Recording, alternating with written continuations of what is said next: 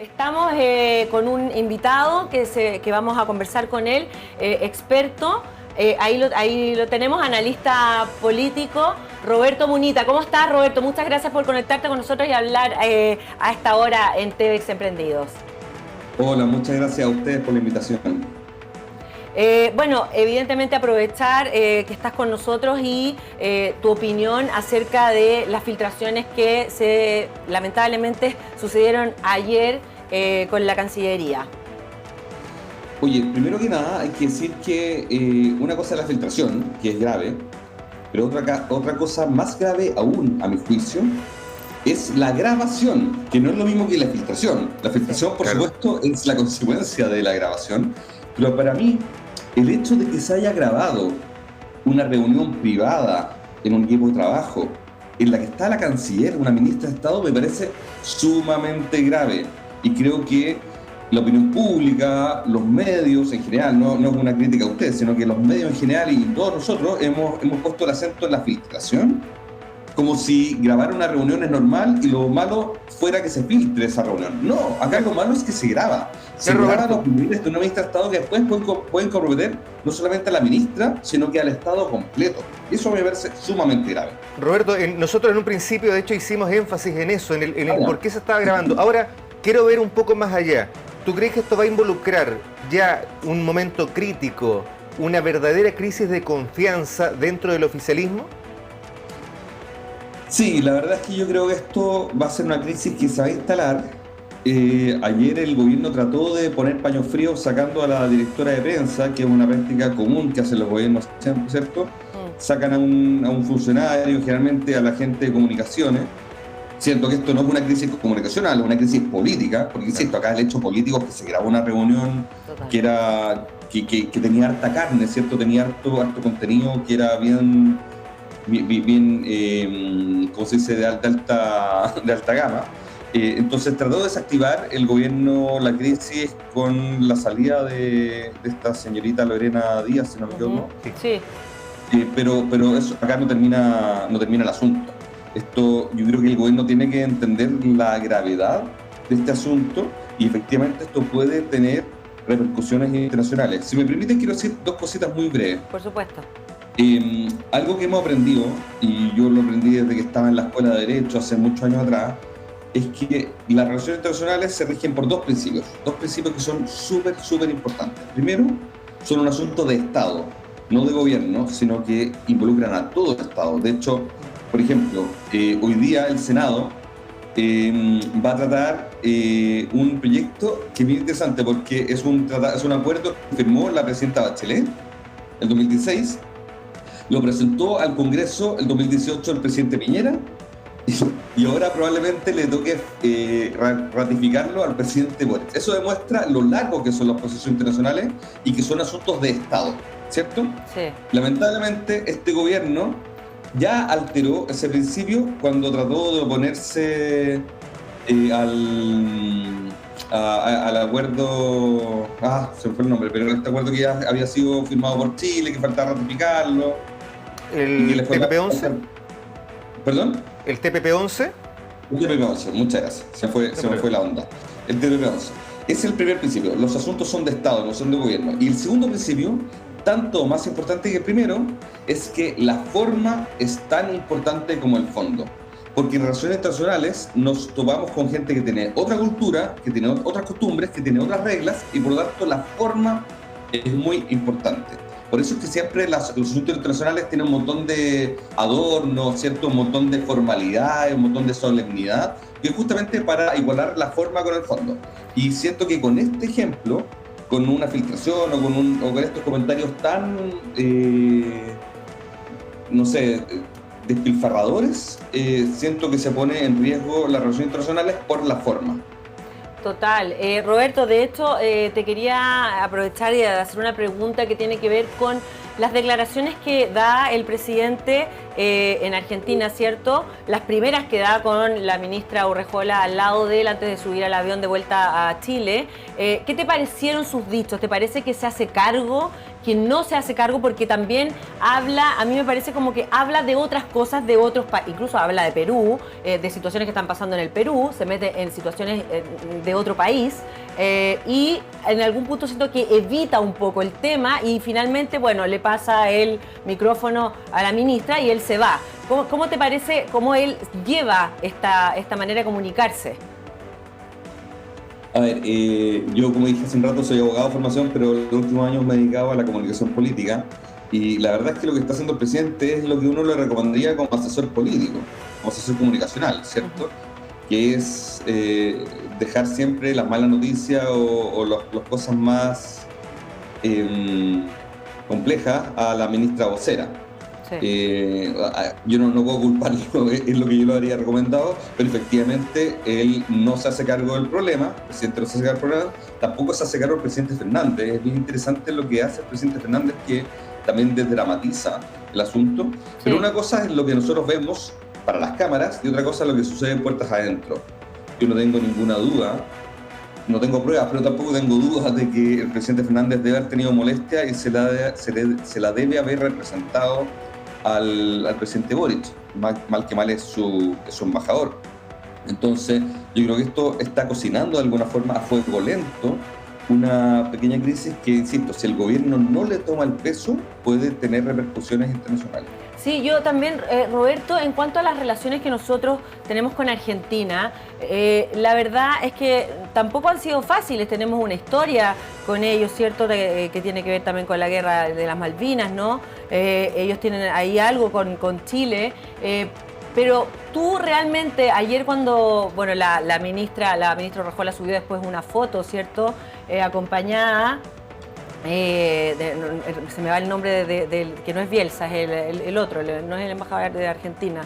Bueno, pero sube una foto a su... Exactamente, con él, exactamente. Sí, como alivianando, ¿cierto?, lo que está pasando entre Chile y Argentina, porque igualmente a mí me parece que no nos deja bien parados, pese a todo lo que ellos digan y, bueno, Alberto Fernández es de los que sí hace que todo como que pareciera que no es nada, como que casi era una broma, pero claro, evidentemente debe provocar problemas internos, ¿o no? Sin duda, yo creo que esto es como cuando una pareja se pelea y hay visita, entonces como dicen, ya mejor sí, está todo bien, pero después, puertas adentro, sí, claro. Se tiran los platos en el fondo. Sí. Ojalá no lleguemos a ese punto. Yo trato de hablar siempre potencial. Esto puede tener repercusiones internacionales, no digo que las vaya a tener y ojalá que no las tenga, claro, por el bien del país, porque insisto, las relaciones internacionales son un asunto de todos nosotros, no solamente un gobierno, pero eventualmente puede tenerlas y por eso es de esperar que el gobierno, y no solamente el gobierno, también el Congreso, todos los entes estatales, estén levantando las alertas necesarias. Argentina es un socio muy importante, un socio comercial, es la colonia más grande de Chile que tenemos fuera del país, es nuestro vecino con el que compartimos más fronteras. O sea, hay un montón de razones por las cuales llevarnos bien con nuestros hermanos argentinos es súper necesario y una buena inversión. Entonces, claro, esto nos deja en un mal pie, sin duda, y es necesario, por ejemplo, ver qué está pasando en el Congreso también. Ustedes vieron que Quintana fue uno de los afectados por el audio, lo trataron de Murrado, y Quintana, claro, es el presidente de la Comisión de Relaciones Internacionales del Senado. Hoy día tiene que ser un aliado del gobierno en esto. Ahora, hablando de responsabilidades, porque la directora de Comunicaciones presenta su renuncia, pero una de las personas que emite estas declaraciones, o sea, ni siquiera declaraciones, esta conversación que fue registrada, porque no era un comunicado de prensa ni era un punto de prensa, ¿tendría que haber pagado una responsabilidad también la ministra? A ver, a mí no me gusta ponerme en esos casos porque uno como analista parece pauteando al presidente o a los ministros. No, pero desde lo que debería ser.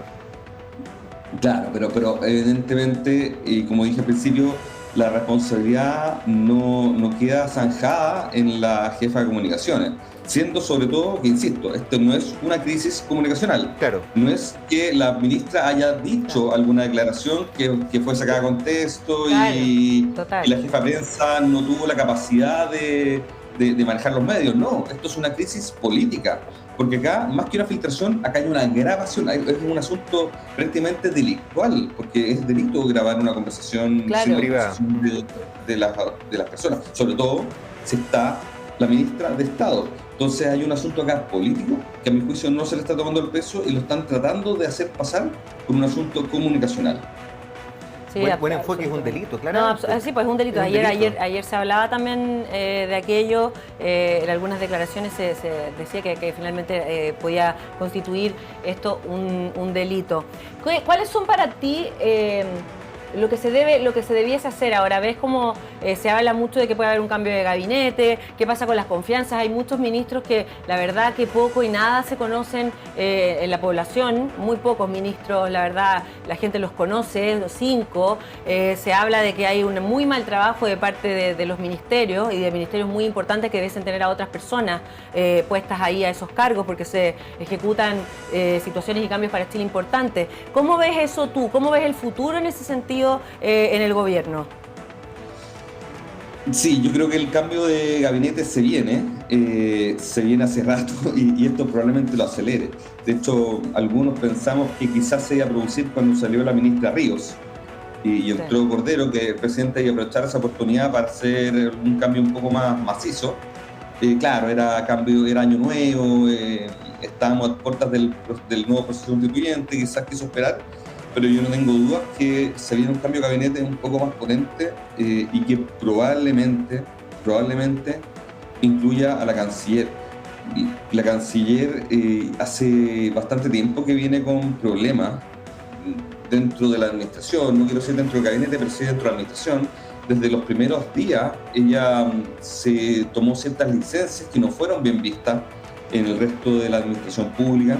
Por ejemplo, recuerdo que muy al principio del gobierno, la canciller dijo que Boric tenía un liderazgo especial, que lo podía poner como el principal referente de la izquierda en el continente, y eso es un ninguneo a los Lula, a un montón de otros, a mismo Fernández, a un montón de otros actores en la región, y la canciller lo que debiera hacer, o un canciller cualquiera, lo que debiera hacer es construir puentes más que ser un vocero de gobierno.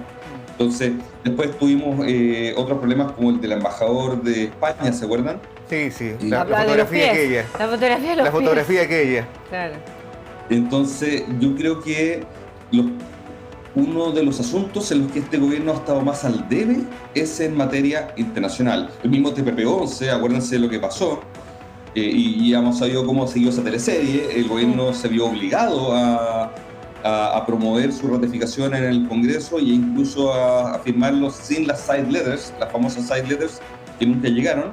Entonces, insisto, yo creo que hay varias aristas, hay varios temas, varias materias en las que el gobierno ha tenido nota, a mi juicio, nota roja, pero la Cancillería o las relaciones internacionales son de las más urgentes.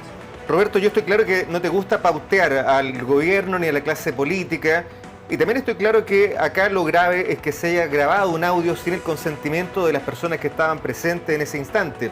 Pero tampoco le quiero bajar el perfil a la gravedad de lo que quedó registrado en ese audio. ¿Estarían los elementos para que se pueda hacer una acusación constitucional contra la ministra por lo que quedó registrado, por lo que se dice en esa grabación? Mira, no sé, la verdad es que yo siento que el contenido, efectivamente estoy de acuerdo contigo, que el contenido tiene harta carne, como decimos en la comunicación política, pero siento que lo más complejo del asunto no complica tanto a la ministra, a canciller, en el fondo la ministra Rajola, sino que complica más a la ministra Roja, porque es el asunto de Dominga. Sí. Ahora, yo entiendo que el audio total tiene 13 minutos y al menos la versión que yo escuché tiene 6 minutos al fondo. Hay mucho audio que no hemos escuchado, yo al menos. Pero de lo que es más largo, yo pensé que era de 6. Nosotros teníamos entendido que claro, el de 6 es el que se difundió. Es el que circulado, el de 6 minutos, pero creo que la tercera, si no me equivoco, publicó que el audio completo tenía 13 minutos. Wow. Bueno, no sé. El punto es que en el audio que yo escuché, al menos, que me imagino que ustedes también escucharon, se reconoce que el proyecto Dominga fue rechazado por un compromiso de campaña. Totalmente, se habla, de hecho hasta se habla de presión, hay una parte que cambian la palabra en el texto, digamos, de los diarios acá en Chile, esa palabra no la ponen como realmente es lo que se escucha, no lo que lo voy a decir yo, porque la verdad, pues, hay que cada uno que escuche bien, con detalle, el contenido de ese audio. Y que está en internet, así que lo pueden buscar. Es muy interesante, porque uno va ahí entendiendo también, porque en algún punto también, Roberto, para terminar la conversación tan agradable que hemos tenido contigo, la gente también se hace una idea de que, porque dice, como ella habla coloquialmente finalmente, ¿cierto? Sí. Y que ese no es el punto, así que diga garabatos. Bueno, claro, no es lo grave. No es grave. Para nada lo importante, pero a veces, claro, la gente le da esa dirección también para desviar lo que realmente es el contenido que tiene este audio. Así que bueno, gracias por estar con nosotros, te agradecemos mucho esta conversación, Roberto, así que tengas un muy buen día. No, muchas gracias a ustedes por la invitación. Que estén muy bien, chao. Oye, bueno, viste, si esto, yo creo que esto va a sacar mucha roncha, va a haber mucha conversación posterior, mucha gente que va a querer escuchar muy bien el audio, viste, ahora, bueno, nos hablaba de que son, al parecer hay 6 minutos más, 7 minutos más. 7 minutos más. Ahora, y hay una serie de señales que se van dando. ¿Por qué aparece la canciller con Santiago Cafiero? Santiago Cafiero es, digamos, dentro de las figuras de confianza de Alberto Fernández, una de las más potentes y una de las que toma mayor gravedad este tipo de situaciones. Cuando Bielsa hace la primera declaración que se menciona en el audio también sobre la plataforma continental, quien llama la atención y quien golpea la mesa a Santiago Cafiero. Alberto Fernández también se ha caracterizado por una imagen un poquito blanda. Es más, por eso en Argentina se le dice Alberto Fernández.